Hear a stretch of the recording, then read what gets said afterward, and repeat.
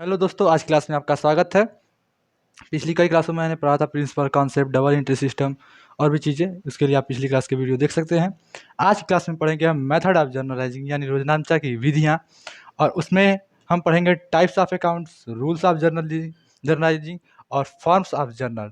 तो types of account का मतलब होता है कि खातों के प्रकार, इसे हिंदी में कहते हैं खातों के प्रकार। रूल्स ऑफ जर्नलाइजिंग कहते हैं कि रोजनामचा के नियम।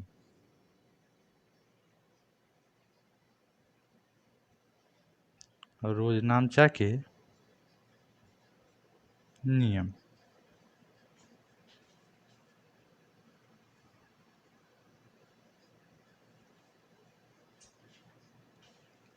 और फॉर्म्स ऑफ जर्नल कहते हैं रोजनामचा का प्रारूप।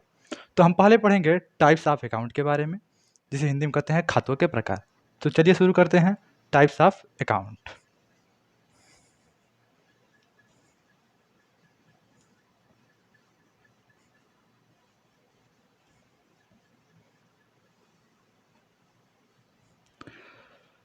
अकाउंट्स दो पार्ट में डिवाइड है।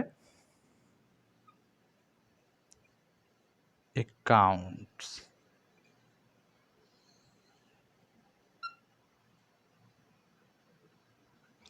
एक को कहते हैं पर्सनल अकाउंट,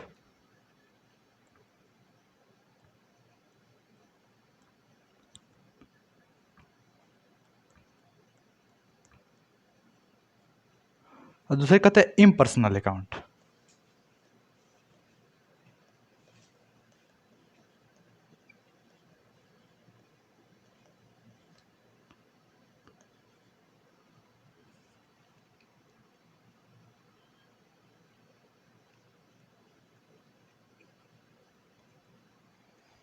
पर्सनल अकाउंट को हिंदी में कहते हैं व्यक्तिगत खाता,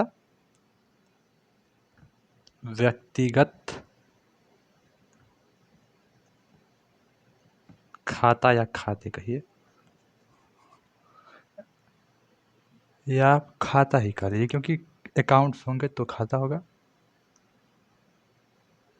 और इसे कहते हैं अव्यक्तिगत खाता, अव्यक्तिगत खाता।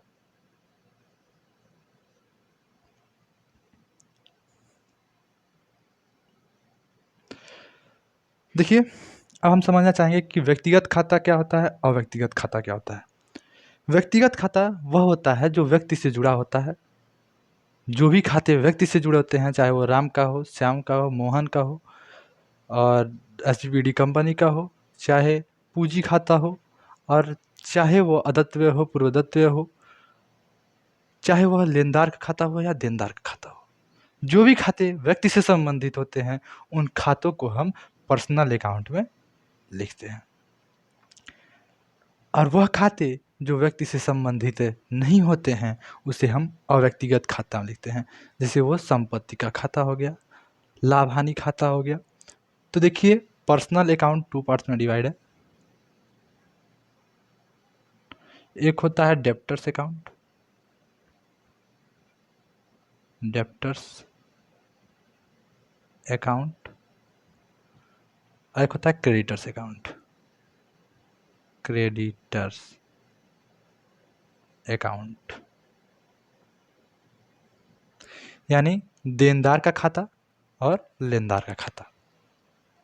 देनदार और लेनदार के बारे में हम अगली क्लास में बताएंगे। अभी आपको फॉर्म्स के बारे में बता रहे हैं। आप टाइप्स के बारे में बता रहे हैं तो टाइप्स बताते हैं। यहाँ पे इम्पर्सनल अकाउंट है, और ये भी दो पार्ट में डिवाइड है।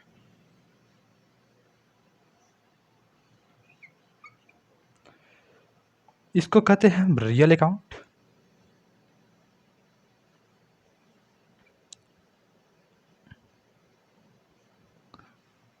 जिसे वास्तविक खाता कहा जाता है, वास्तविक। और इसे कहते हैं नॉमिनल अकाउंट।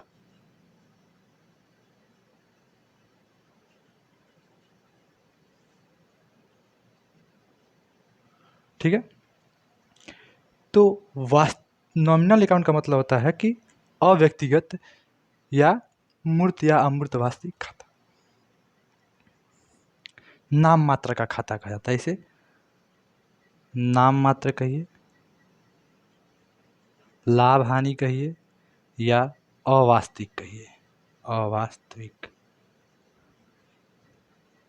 हिंदी में कई नामों से जाना जाता है, लेकिन इसका नाम इंग्लिश में नॉमिनल और इसका नाम रियल अकाउंट।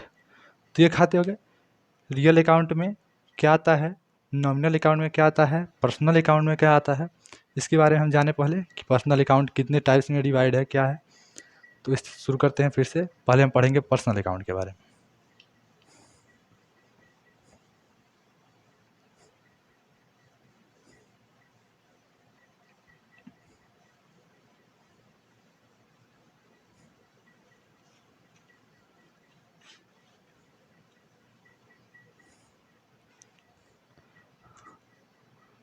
जो पर्सनल अकाउंट है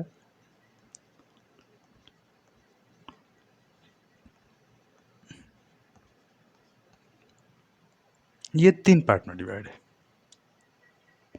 पहला है natural personal account. Natural personal account.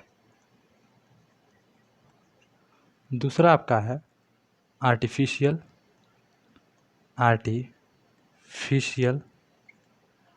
Personal account. और तीसरा है आपका representative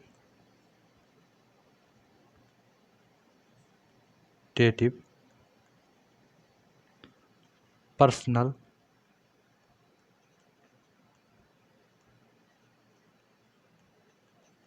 account. Natural personal account मतलब प्राकृतिक व्यक्तिगत खाता। आर्टिफिशियल मतलब कृत्रिम व्यक्तिगत। आर्टिफिशियल पर्सनल अकाउंट मतलब आर्टिफिशियल कृत्रिम व्यक्तिगत खाता। और रिप्रेजेंटेटिव पर्सनल अकाउंट का मतलब होता है प्रतिनिधित्व व्यक्तिगत खाता। अब नेचुरल पर्सनल अकाउंट में क्या आता है, आर्टिफिशियल पर्सनल अकाउंट में क्या आता है, और रिप्रेजेंटेटिव पर्सनल अकाउंट में क्या आता है, वो समझेंगे। नेचुरल पर्सनल मतलब पर्सनल तो मतलब व्यक्तिगत खाता है। नेचुरल मतलब जो प्राकृतिक द्वारा दिया गया हो। तो प्राकृतिक द्वारा दिया गया है मनुष्य। जैसे किसका नाम ले सकते, किसी का भी, राम का नाम हो सकता है, श्याम का नाम हो सकता है, और ऐसे आपके दिमाग में जितने भी नाम आते हो वो नाम हो सकते हैं। ठीक है। व्यवसायी का खाता भी एक प्रकार से नेचुरल पर्सनल अकाउंट ही है। अब हम समझेंगे कि आर्टिफिशियल पर्सनल अकाउंट क्या होता है। आर्टिफिशियल पर्सनल अकाउंट वो होता है, उसे कृत्रिम व्यक्तिगत खाता कहते हैं। उसे कृत्रिम के रूप में बनाया जाता है। तो क्या होता है ये समझे। नेचुरल तो राम श्याम आ गए, लेकिन कृत्रिम क्या होगा। तो कृत्रिम खाते वह होते हैं, कृत्रिम व्यक्तिगत खाते वह होते हैं जो मनुष्य द्वारा बनाए गए। अब मान लीजिए एसबीपीडी कंपनी को भगवान ने बनाया नहीं है, प्रकृति ने बनाया नहीं है, उसे बनाया मनुष्य ने है। वह आर्टिफिशियल खाता होता है। चाहे वो एसबीपीडी हो, चाहे वह कोई भी बुक हो, एनसीईआरटी हो, एसबीपीडी, चाहे आप कोई भी बुक का नाम ले लीजिए, कोई भी संस्था का नाम ले लीजिए, कोई कंपनी का नाम ले लीजिए, किसी बैंक का नाम ले लीजिए, जैसे पंजाब नेशनल बैंक। ये एक प्रकार का कृत्रिम व्यक्तिगत खाता है। जो भी व्यक्ति ने बनाया है, जिस खाते को व्यक्ति ने बनाया है, जिस नाम को व्यक्ति ने बनाया है, वो खाते क्या होते हैं, कृत्रिम व्यक्तिगत खाते होते हैं। तो हम लिख देते हैं एसबीपीडी, ठीक है, और एक लिख देते हैं पीएनबी यानी पंजाब नेशनल बैंक, ठीक है, SBI state bank of India, या आप किसी कंपनी का नाम ले लीजिए। तो ये हो गया कृत्रिम व्यक्तिगत खाते। अब रिप्रेजेंटेटिव पर्सनल अकाउंट का मतलब क्या होता है, प्रतिनिधि। रिप्रेजेंट मतलब प्रतिनिधित्व करना, किसी का प्रतिनिधित्व करना, प्रतिनिधित्व व्यक्तिगत खाता। अब बताइए आपके बिजनेस में या किसी के भी बिजनेस में हो, सैलरी 1 महीने की नहीं दी जाती है, या 1 महीने की पहले दी जाती है। तो क्या होता है कि वो सैलरी का आप अकाउंट बनाते हैं, प्रीपेड बोल देते हैं, आउटस्टैंडिंग बोल देते हैं। Outstanding salary, prepaid salary. क्या आप ये बोलते हैं कि राम का 500 रुपये बचा है, श्याम का 500 बचा है, मोहन का 500 बचा है? राम, श्याम, मोहन, यह वो हर लेबर, वो हर कर्मचारी, वो हर मैनेजर जिसका सैलरी बचा हुआ है, प्रीपेड है या आउटस्टैंडिंग, उसका प्रतिनिधित्व कौन कर रहा है? सैलरी नाम का अकाउंट कर रहा है। आउटस्टैंडिंग सैलरी हो या प्रीपेड सैलरी हो, तो वो खाते जो किसी व्यक्ति का प्रतिनिधित्व करते हैं उसे हम रिप्रेजेंटेटिव अकाउंट कहते हैं। चाहे ऐसे लिख सकते हैं हम, प्रीपेड सैलरी,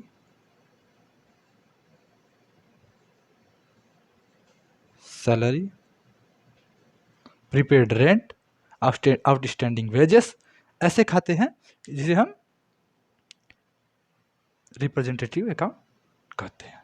चलिए अब पढ़ेंगे हम रियल अकाउंट के बारे में।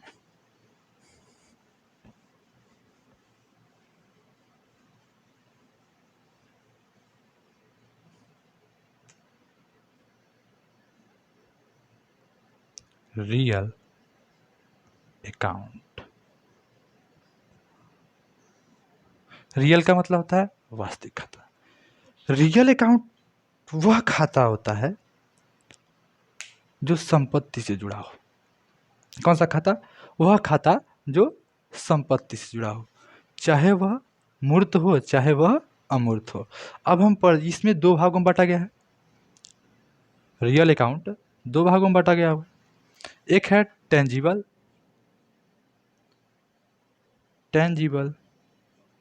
रियल अकाउंट और दूसरा है intangible real account. Intangible real account. Tangible का मतलब मूर्त खाता या कहिए मूर्त वास्तविक खाता, मूर्त वास्तविक खाता। अमूर्त वास्तविक खाता।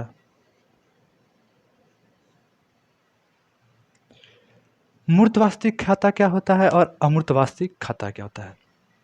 मूर्त वास्तविक खाता से हमारा तात्पर्य यह है कि जो भी संपत्ति, हम तो रियल अकाउंट में संपत्ति से संबंधित जुड़े खातों का अकाउंटिंग करते हैं, और वह संपत्ति जिसे हम छू सकते हैं, देख सकते हैं, उसके बारे में जान सकते हैं, वह खाते मूर्त वास्तविक खाते होते हैं। ये जो मेरा एसेट है इसको मैं टच कर सकता हूँ, इसके बारे में जान सकता हूँ, इसके बारे में देख सकता हूँ, तो ये जो खाते होते हैं उन्हें हम मूर्त वास्तविक खाता कहते हैं। उसमें आप कोई भी खाता ले सकते हैं, चाहे वो कोई भी एसेट हो। आप फर्नीचर ले सकते हैं,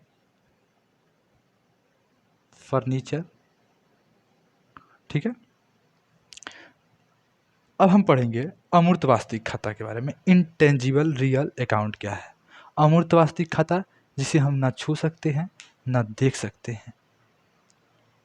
अब इसका अकाउंटिंग क्यों किया जाता है? अब हम इसका पहले उदाहरण देंगे, तब आपको समझ में आएगा कि क्यों अकाउंटिंग किया जाता है। ऐसे खाते, इनमें जो खाते आते हैं उनका नाम है गुडविल, पेटेंट्स और आपका है कॉपीराइट।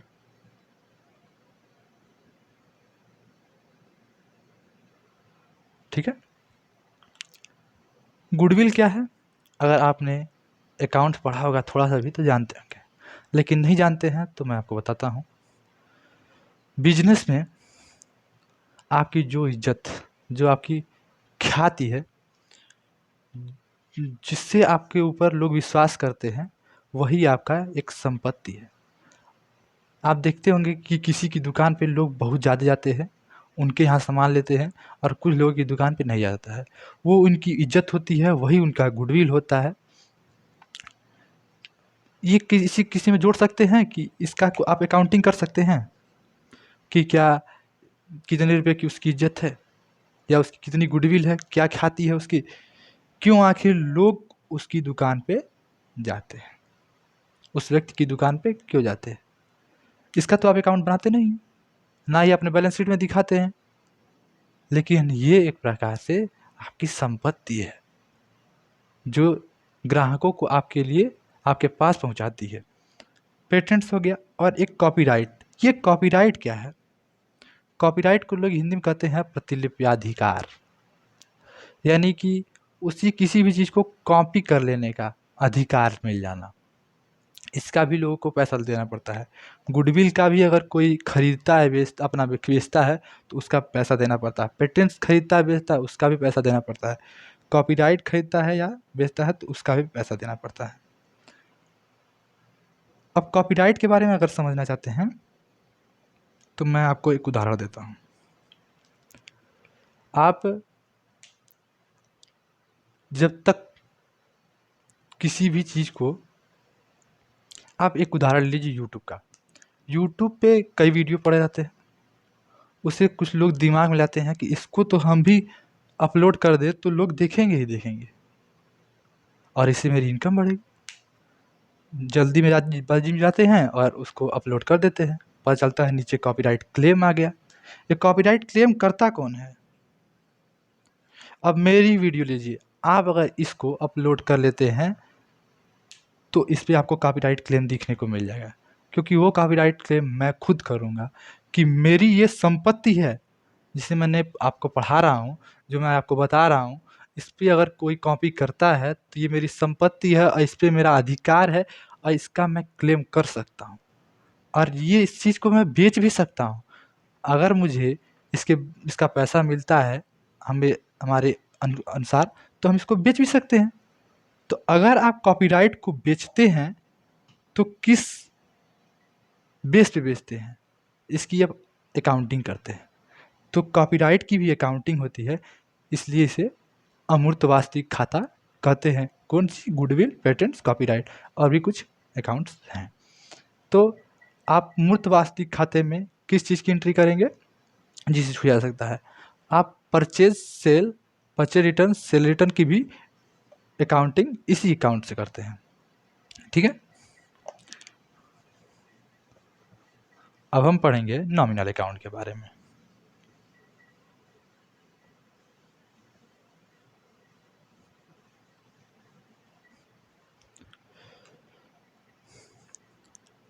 नॉमिनल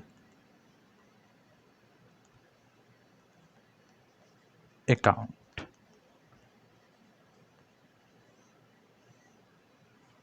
जिसे हम कहते हैं अवास्तविक या नाम मात्र खाता। इसमें किन किन चीज़ों का खाता किया जाता है तो हम देखेंगे।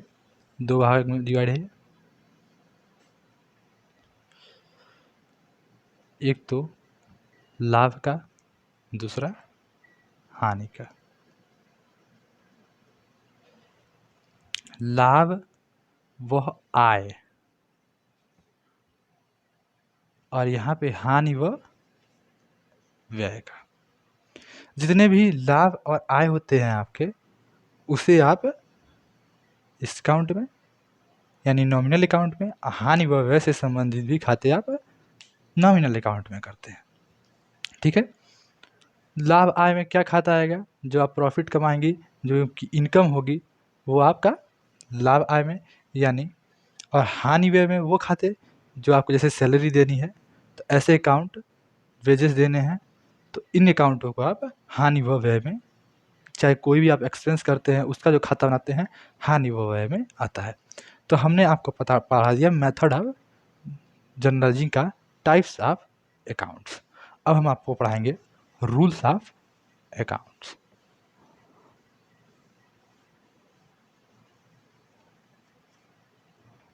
रूल्स ऑफ जनरलाइजिंग या अकाउंटिंग।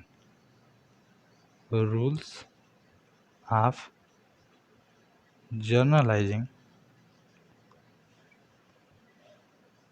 और अकाउंटिंग।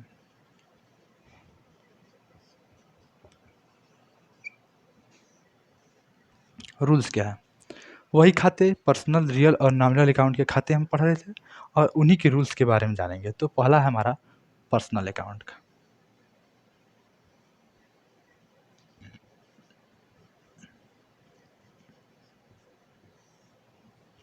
पर्सनल अकाउंट में सामान्य में आप लोगों को बता दिया जाता है कि डेबिट वही चीज़ें की जाएंगी, डी आर जिसे शॉर्ट में कहते हैं, आप डेबिट लिख सकते, डेबिट द रिसीवर, यानी डेबिट द रिसीवर,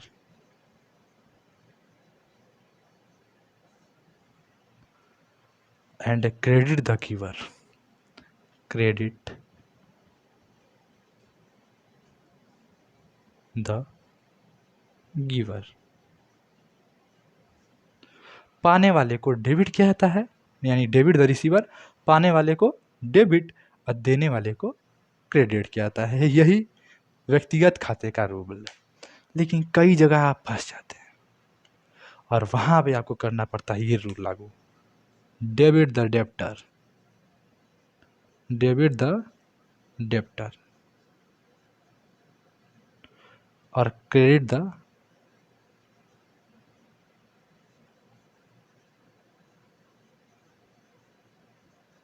क्रेडिट। इसे गोल्डन रूल ऑफ अकाउंटिंग कहा जाता है। क्या कहता है? Golden rule of accounting. Debit the receiver, credit the giver आपका पर्सनल अकाउंट में आता है। मैंने आपके लिए दो चीज़ दिया है, debit the debtor and credit the creditor. ये आपको क्या होगा, बहुत ही आवश्यक पड़ेगा। कभी आपको जब हम सवाल बताएंगे तो बताएंगे कि जहाँ पे इस चीज़ को लागू किया, जहाँ पे इस रूल को नहीं लागू किया जाता है वहाँ पे इस रूल को लागू किया जाता है। अभी तो हम आपको आगे आगे क्लास में बताएंगे अमेरिकन कॉन्सेप्ट अकाउंटिंग का, ठीक है। लेकिन अभी आपको बस इतना ही बताना चाहेंगे कि क्या होता है पर्सनल अकाउंट, रियल अकाउंट और नॉमिनल अकाउंट के रूल्स के बारे में। अब हम पढ़ेंगे रियल्स अकाउंट, रियल अकाउंट, और यहाँ पे आता है एसेट से संबंधित, वहाँ पे पर्सनल से संबंधित था, व्यक्ति से संबंधित था, यहाँ पे संपत्तियों से संबंधित होता है। और यहाँ पे लिखा जाता है debit watt comes in, debit watt comes in and credit what goes out. इसका मतलब क्या हुआ, व्यापार में जितनी भी संपत्ति आ रही है, जब आप परचेज करते हैं गुड्स को तो एक संपत्ति आपके आती है, डेबिट वाट कम्स इन, जो भी संपत्ति व्यापार में आ रही है उसे डेबिट कीजिए। अब क्या करते हैं, आपको एक उदाहरण देते हैं। आप गुड्स खरीदते हो, फर्नीचर खरीदते हो, मतलब नहीं, चलिए फर्नीचर की बात कर लेते हैं। आप गुड्स की भी बात नहीं करते हैं, फर्नीचर की बात करते हैं। फर्नीचर आपका एसेट्स है, एसेट संबंधित आ गया। फर्नीचर जब आप खरीदते हैं तो उसके बदले में कुछ पैसा भी देते हैं, ठीक है। तो क्या एंट्री होगी, डेबिट वाट कम्स इन, क्या संपत्ति आई है, फर्नीचर आया है, फर्नीचर क्या आया है, फर्नीचर अकाउंट डेबिट, और क्या वापस गया, क्रेडिट वाट गोज आउट, क्या संपत्ति बाहर गई आपकी, तो वो है आपका cash, furniture account debit to cash account, ये होगा आपका क्रेडिट। ये क्रेडिट यहाँ पे सी आर से नहीं दर्शाया जाता है, इस क्रेडिट को सिर्फ हम टू से दर्शाते हैं। यहाँ पे जो टू शब्द है इसको ही हम क्रेडिट मानते हैं और इसे क्रेडिट की तरह दर्शाते हैं, ठीक है।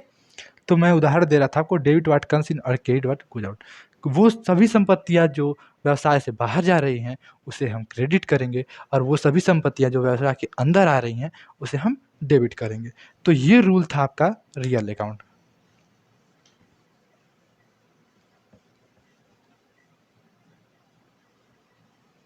अब हम पढ़ेंगे नॉमिनल अकाउंट के बारे में।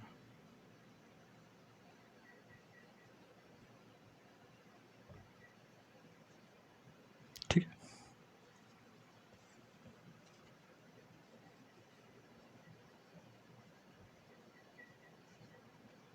इसमें क्या होता है, बोला था losses and expenses. Losses and expenses are debited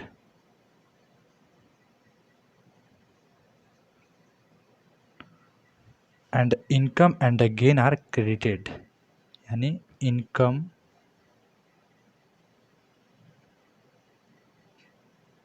and gain are credited. जितना भी व्यवसाय में हानि होती है, खर्च होते हैं, उसे हम क्या करते हैं, डेबिट करते हैं। और जितना भी व्यवसाय में आय व लाभ होता है, उसे हम क्रेडिट करते हैं। ठीक है, तो ये रूल है कि आय, व्यय एवं हानि क्या होता है, डेबिट होता है, यानी हिंदी में कहिए ऋणी होता है। और वह आय या लाभ क्या होता है, क्रेडिट यानी धनी होता है। तो ये आपका था रूल्स ऑफ जर्नल या अकाउंटिंग। ठीक है, अब पढ़ेंगे हम फॉर्म्स ऑफ अकाउंटिंग।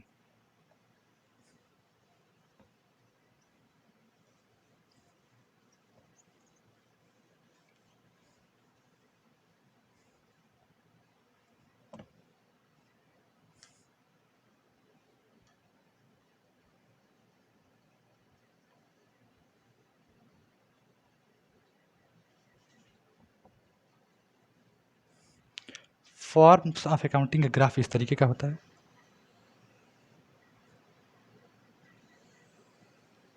सबसे पहले आपको दिया जाता है डेट का कॉलम, यहाँ पे आता है आपका पर्टिकुलर्स का कॉलम, यहाँ पे आपको लेजर फोलियो, यहाँ पे डेबिट और यहाँ पे क्रेडिट। तो ये हो गया आपका डेट फर्स्ट। दूसरा होता है पार्टिकुलर्स, जिसे हम हिंदी में कहते हैं विवरण। तीसरा लेजर फोलियो, इसके बारे में अभी आपको बताते हैं, जिसे एलएफ कहते हैं। ये अमाउंट डेबिट, जिसे डीआर कहेंगे। अमाउंट क्रेडिट, जिसे सीआर कहें। ठीक है, डेट जिस दिन आपके यहाँ से माल जाता है या जिस दिन उस खाते से संबंधित अकाउंटिंग की जाती है, वहाँ पे उस डेट का लिखा जाता है। मान लीजिए आपने फर्नीचर खरीदा 8 जून को, तो furniture account debit to cash account, तो यहाँ पे आप करेंगे 8 जून 2021। ठीक है, यहाँ पे पर्टिकुलर्स में लिखेंगे आप कि furniture account debit, furniture account debit में क्या करेंगे, फर्नीचर अकाउंट डेबिट, यहाँ क्रॉस कर से थोड़ा सा मार के पॉइंट करके डेबिट लिखा जाता है। और यहाँ पे टू का मतलब हो गया क्रेडिट, जो मैंने आपको एग्जांपल दिया था, टू कैश अकाउंट।